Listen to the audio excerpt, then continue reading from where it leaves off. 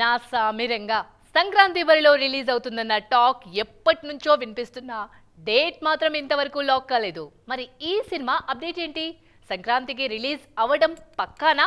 ఆ exclusive details చూద్దాం ఇప్పుడు.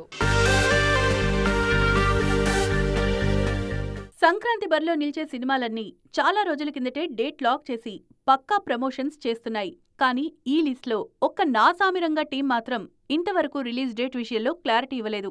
సంక్రాంతికి రిలీజ్ పక్కా అంటున్నా డేట్ అనౌన్స్ చేయకపోవడంతో ఎక్కడో అనుమానం ఉండేది.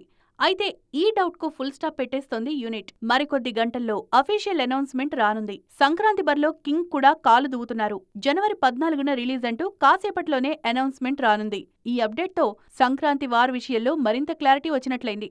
మిగతా సినిమాలు కాస్త ముందుగానే వస్తున్నా నాగ్ మాత్రం లాస్ట్ లో సర్ప్రైజ్ చేయాలని ఫిక్స్ అయ్యారు.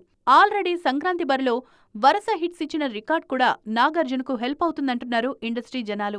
లాంగ్ గ్యాప్ తర్వాత కింగ్ ఊరమాస్ లుక్ లో నటిస్తున్న సినిమా కావడం, అల్లరి నరేష్, రాజ్ తరుణ్ ఇంపార్టెంట్ రోల్స్ చేస్తుండడం ఈ సినిమా మీద మరింత హైప్ క్రియేట్ చేస్తోంది. మరి ఈ అడ్వాంటేజెస్ ను నా సామిరంగా ఎంతవరకు క్యాష్ చేసుకుంటుందో చూడాలి.